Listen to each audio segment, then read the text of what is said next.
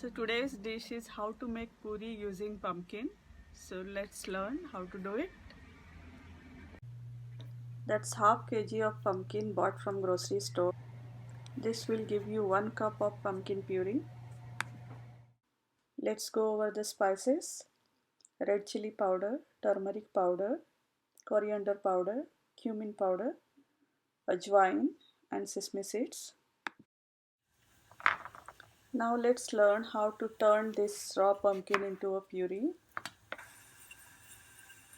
I'm going to cut this big piece into smaller pieces and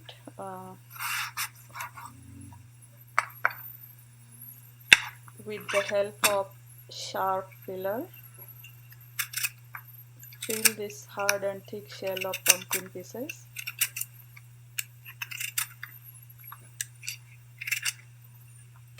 Rather just cut them into smaller pieces so that it will be easier to peel the shell.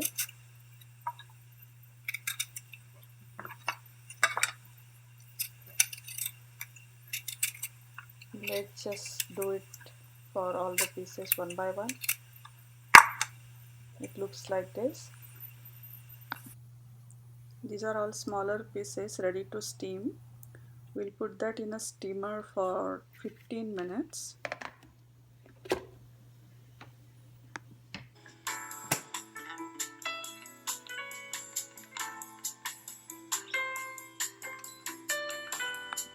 After 15 minutes, let's check.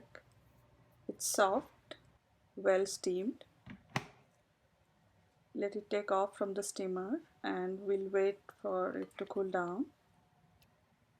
And we'll transfer it to a bowl so that we can mash it and turn it into a puree. Don't let it cool down completely, like little warm, so that while we mash it, it gets mashed easily and turn it into a soft and smooth puree.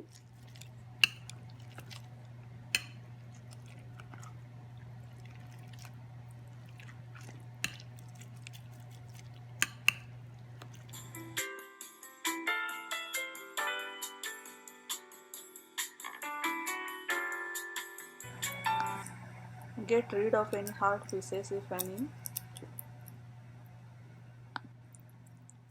I'll transfer this puree into a big bowl and adding the spices now. These are sesame seeds, coriander powder,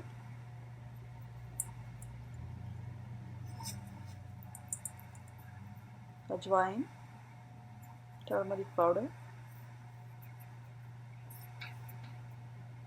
red chili powder,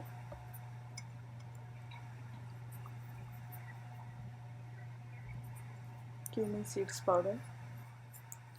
Okay, let's just add all the spices in. Important, add salt. I'm adding more salt at this point, which will take care of the flour that we are going to add later to this. Okay, let's go on to adding wheat flour. I'm adding wheat flour in small portions. I'm not going to add any water to it, just the puree and the flour.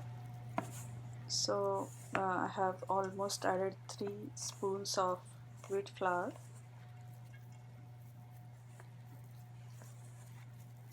Let's knead it and check how much more flour we have to add.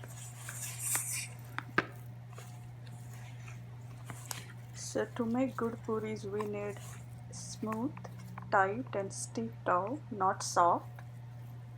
Otherwise your puris just absorb too much of oil. So we'll add wheat flour in small portions step by step and keep checking for the right consistency of the dough.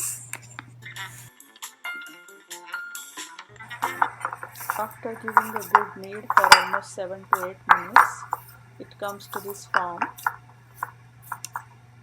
I'm going to add some sooji to it. So this is like 2 or 3 tablespoons of sooji, which will help tighten it further. I just don't want the stickiness into the dough. So I'll knead this further for almost 3 to 4 minutes,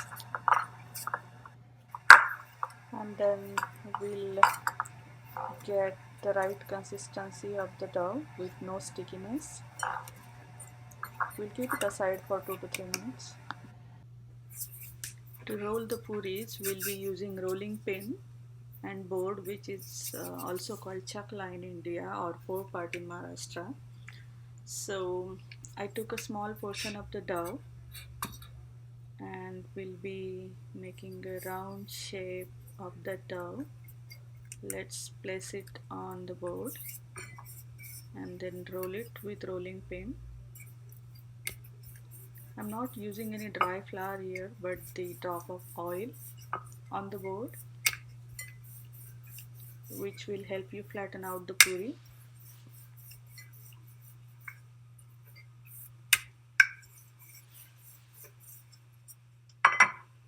So that's ready.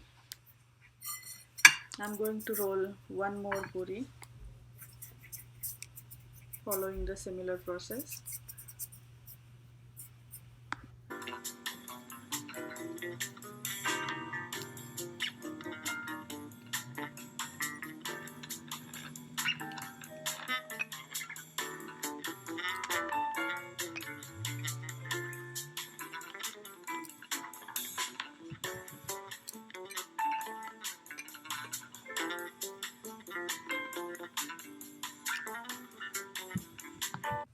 So the puris are ready to fry. You have to heat the oil on medium to high flame before you place the puri in.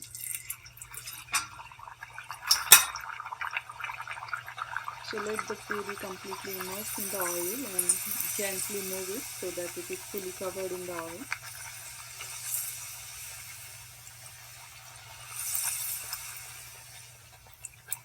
Okay, the goal is to pop the puri. It's popped. Now we'll flip it before it burns. Let's try the other side of it too.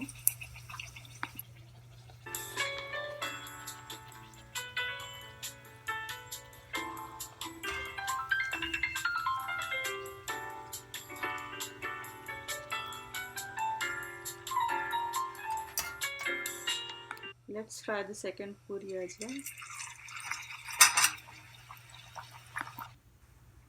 So the crispy and delicious puris are ready for you to eat.